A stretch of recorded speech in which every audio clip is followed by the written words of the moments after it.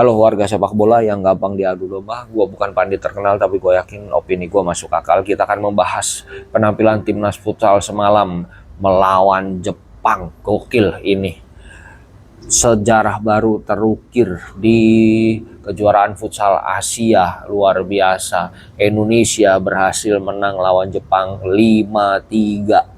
Kapten timnas futsal Jepang nangis usai timnya kalah dari Indonesia. Kalau soal mental kekalahan, memang timnas Jepang harus banyak belajar sama orang Indonesia.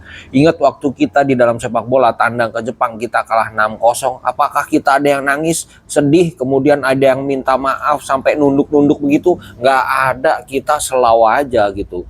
Nah, Jepang harus belajar soal ini. Karena apa? Kayak kita tahu dirilah, resiko melawan raja terakhirnya dalam sepak bola di Asia yaitu Jepang adalah kalah. Begitu juga Jepang ketika di futsal, resiko ketemu king futsalnya di Asia yaitu kalah. Harusnya udah siap soal itu, jadi nggak usah sedih. Terus kalau kalah juga selalu aja kayak Indonesia kemarin kalah sama Jepang di sepak bola, itu supporter teriak evaluasi, federasinya bilang ya itu proses gitu. Jadi nggak usah malu, yang penting dikeluarin aja narasinya. Bagaimana? Tetap yakin bahwa punya tim kepelatihan terbaik. Nah, mental-mental begitu yang harus dicontoh tuh dari Indonesia tuh. Jadi selalu aja.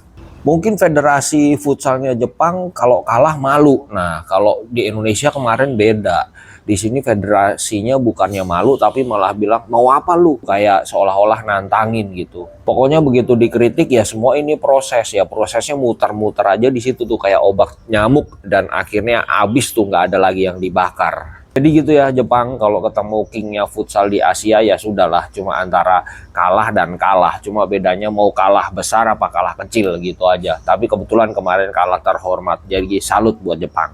Ya kalau kemarin sih timnas futsal kita mainnya keren banget ya, tegang lah. Di awal-awal sempat unggul 2-0 tapi kemudian berhasil disamakan kedudukan jadi 2-2 dan unggul lagi 3-2. Pertandingan tinggal 33 detik, Jepang bisa menyamakan kedudukan lewat penalti 3-3, kemudian masuklah perpanjangan waktu. Di perpanjangan waktu Nabi barulah kita pegang kendali gitu. Walaupun di awal babak pertama tuh ya lumayan juga, Jepang juga keras, mulai ketat, tapi Indonesia pressingnya sih luar biasa, ngepres sampai ke kiper lah, ngeganggu mental kiper tuh luar biasa. Jadi mereka nggak nyaman bermain di belakang, mereka buru-buru eksekusi bola ke depan dan itu membuat serangannya jadi nggak terlalu rapi lah. Indonesia yang luar biasa kemarin. Ya ini sejarah sih, masuk kemarin, baru aja kemarin menciptakan sejarah di semifinal, sekarang masuk final. Ya ini jelas sejarah untuk futsal Indonesia di Asia. Tapi Hector Couto ketika diwawancara dia nggak mau disebut sebagai history maker. Dia lebih seneng kalau timnya lah yang menciptakan sejarah ini, baik tim kepelatihan maupun pemainnya juga gitu.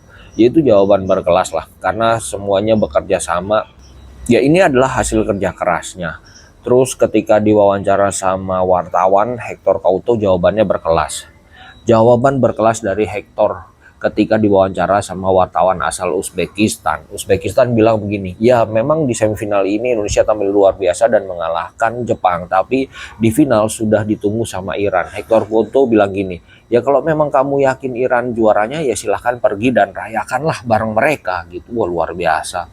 Kalau menurut Hector, piala ini tetap masih diperebutkan, bukan menjadi milik satu tim tertentu lah gitu.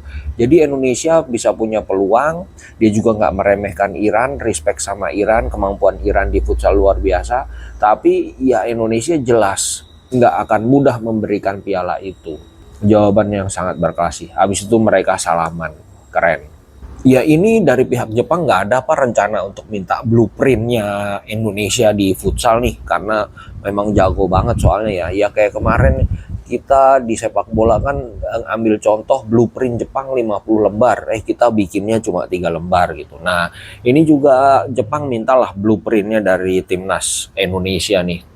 federasi, mana blueprintnya kita mau nyontek gitu, yang 500 juta lembar itu biar kita rangkum jadi 1,5 lembar. Nah kira-kira begitu. Ya bagaimana ya jadi king futsal ya, ternyata begini, ini baru king beneran, bukan king-kingan yang kayak waktu itu gitu. Kalau ini pun di final sama Iran kalah ya nggak masalah juga, karena memang pencapaiannya udah sejauh ini tuh udah luar biasa.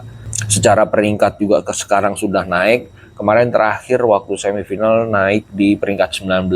Ya mungkin sekarang ngalahin Jepang udah pasti bisa naik lagi. Jauh melebihi Thailand, sepertinya Thailand dan Vietnam. Memang ya ini akan menjadi satu momok baru di Asia ya, timnas futsal Indonesia. Semoga aja regenerasinya bagus, semoga aja ini juga keemasannya masih bertahan lama, disiplinnya bagus, dan Coutonya nggak diganti lah. Kalau Coutonya diganti ya karena pernah ada pengalaman ya, waktu itu timnas U23 kita dibawa ke semifinal, kemudian setelah itu ya banyaklah alasan, akhirnya diganti sama tim dari Belanda gitu. Ya kira-kira begitulah.